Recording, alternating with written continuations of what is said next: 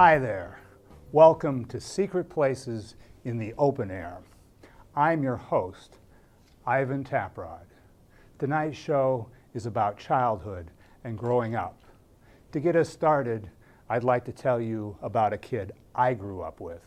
My neighbor from 3 houses down the street, little Martin, who liked to poke things. Martin started life as a blonde kid.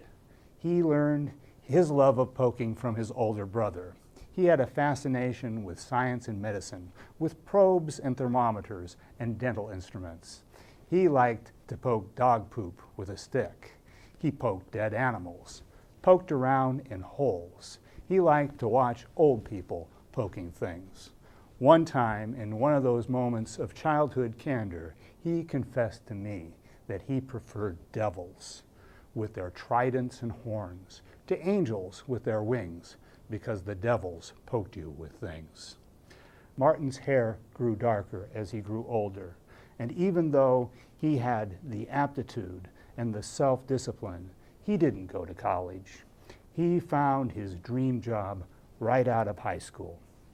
He became a garbage picker, a person who poked trash with a sharp stick, then put it in a bag until it could be properly disposed of. Martin had great ambitions. He wanted to take poking to the next level, to become the supreme poker of all times. He studied the great pokers of the past, the knights in armor jousting on horseback, sometimes poking one another to death. He studied the martial arts of the Three Stooges. "All you ever think about is poking," his girlfriend would tell him. "You love it when I poke you, baby," he would reply. He made his home into a poking museum. "What is that?" people would ask, looking at his bathtub, which was filled with a mud-like goo. "Here, take this stick and poke it. You'll find out." He built himself a poking website, created poking videos for YouTube, posted interesting photos of people poking things for recreation and in their backyards, of husbands poking their wives, and of farmers poking their pigs. He became famous and appeared on The Late Show with David Letterman. "Yes, David, I want to be the greatest poker of all times." He told Jay Leno on The Tonight Show, "You should come to my house sometime. You can poke into the goo that I keep in my bathtub. Bring your own stick if you want to, but you don't need to. I have plenty of sticks that you can borrow." In a magazine article, he commented that poking is the best form of massage, better than vibration or heat treatment. He claimed that a man could drive a woman to ecstasy if he poked her right. He was a shish kebabber and a weenie prodder. He poked pins into gummy bears, called it art. He poked olives with toothpicks and called them hors d'oeuvres. Yet even though his message was one of love and common understanding through self-discovery and poking, he found out the hard way that every time a person seeks to raise himself up, there is somebody who wants to put him back down.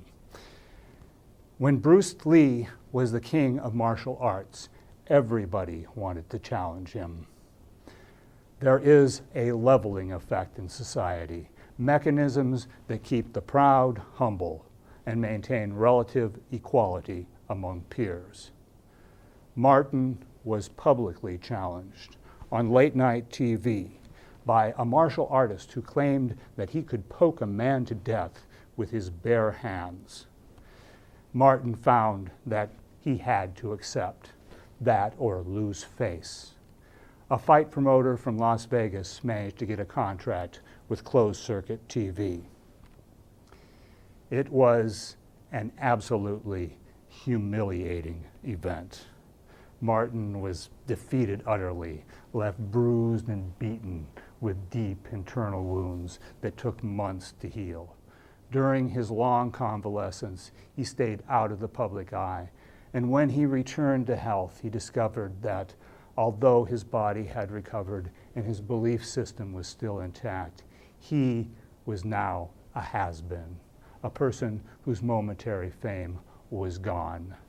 Those followers of his teachings who had professed their love of poking things had now found new teachers to follow, new creeds to profess.